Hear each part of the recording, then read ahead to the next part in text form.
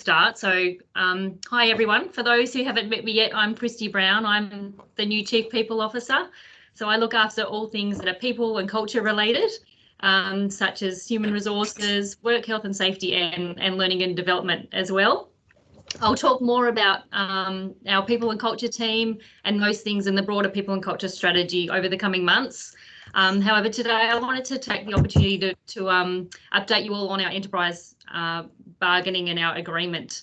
So you might be aware that the current agreement has nominally expired, but despite this, it still continues to roll on until we replace that agreement. So together with the other bargaining parties, so it's Southern Cross Care, HACSU and the ANMF, the unions, as well as individual bargaining reps, the decision was made to postpone bargaining earlier in the year due to COVID-19. So we're now in a position where we're able to recommence negotiations. So I'm happy to say that our first meeting is scheduled for the 28th of October, and we'll hold it here at Southern Cross Care House. What I'm really looking for is to encourage all staff to get involved and have your say and be a part of the negotiations, because the agreement affects all of us. You know, it sets out the terms and conditions of our employment, and it impacts us in every way. So I really want to make sure that the agreement is something that everyone in the organisation has had an opportunity to contribute to, and that it addresses the issues that are important to you, and yeah, that you all get to have a say. So what we'll be doing going forward is setting up some workplace consultative committees so that we can get feedback from everyone across the organisation. So it's really important to me to get that insight and to answer your questions and get feedback as we go along through the process. So in regard to the actual bargaining process, we'll have a number of meetings that are scheduled, and we'll work with the unions and individual bargaining reps to basically work through clauses in the agreement and come up with something that works for everyone. In terms of being a bargaining rep individually, you can nominate yourself, or encourage a colleague to nominate. All you need to do is just confirm in writing to us that that's what you want to do, and then you can be included and have a seat at the table and feedback information to your colleagues or represent your teammates. And we've got set up a dedicated email address for the bargaining for the agreement, so you can email that any questions about the actual agreement, the process, or just highlight or flag issues to me that are important to you in terms of what you might like to see covered. So has anyone got any questions specific to the enterprise agreement or the bargaining process itself this morning?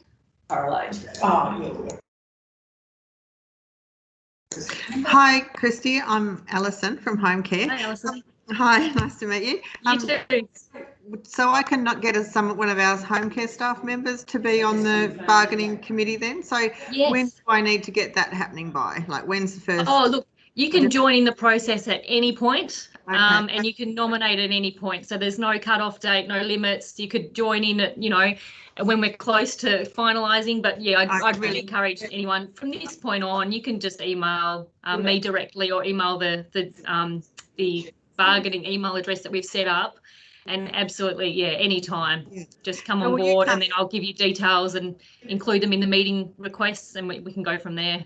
Yeah, and so will you visit our site and meet with staff? Because I know in the past we've had a fairly good response from home care staff to come and talk about it. Definitely is my plan to get out and about. We're currently, I've been here a couple of weeks now, nearly a month or so, and yeah, my plan is to absolutely get out and say hello to everyone and see what's working for you, what isn't working for you, and that will feed into the broader people and culture strategy that we develop, as well as the agreement. So if there are things that really aren't working for you or your team, you can let me know, and we can try to change those things or address them. Absolutely. But yes, I will, and that will be the consultative committees. Will feed that through too. So my team will be a part of that, will facilitate that, and that's how you can have that feedback as well. Yeah, but definitely we will be out and about. We've got a new manager of people and culture commencing on the 16th of October. So he will absolutely be getting out and about on a regular basis. That's what I see the role as, being there to support everyone on the ground, all of us, yeah, and be that direct point of contact. So yes, you will see us soon. That's good. Thank you. That'll be great. Yeah, good. But any other questions about the bargaining process or the agreement? I have had a prior question lodged for the Ask Me Anything. The question is for new staff. Southern Cross Care provides uniform requests form on the orientation day. Some staff change their mind and don't turn up to work, or some of them hardly work 1 or 2 months. In these circumstances, Southern Cross is losing money on uniform for those staff who work very short period. What's your opinion on this matter? I suppose for me, this probably goes back to the bigger issue of the importance of your recruitment practices and hiring for best fit, and also making sure that our induction and orientation processes really support new employees so that we're retaining them. I certainly wouldn't be holding back giving a uniform to new people. They need to feel like they're part of the team, and you know, I would hope everyone would go in with the approach thinking that this is going to work out and be a good thing for new staff coming on board and our individual work sites as well. So my approach is to have an open mind, be positive, assuming that it's going to work, and that we focus on really recruiting the best fit, and making sure that we support people in their initial weeks and days here at Southern Cross. So part of that, you've had the opportunity to meet Sue Quamby, our Manager for Learning and Development, and she's working on redeveloping a new orientation and induction program. And the broader people and culture team, we're working on looking at our recruitment practices and processes to make those a lot more and better run and easier. So you can watch out for that to come as well, which will support everyone in doing, you know, people and culture are the experts in that space. So we're here to really support all of you in doing your job in supporting our clients and residents. So that's how I'm looking to move things forward.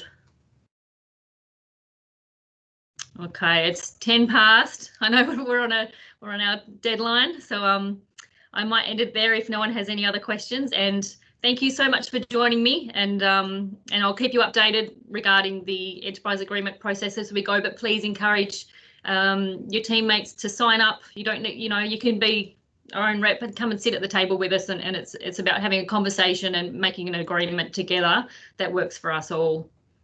Okay, excellent. Well, thank you all. Have a great day. Be safe, and we'll see you soon. Thanks. Bye.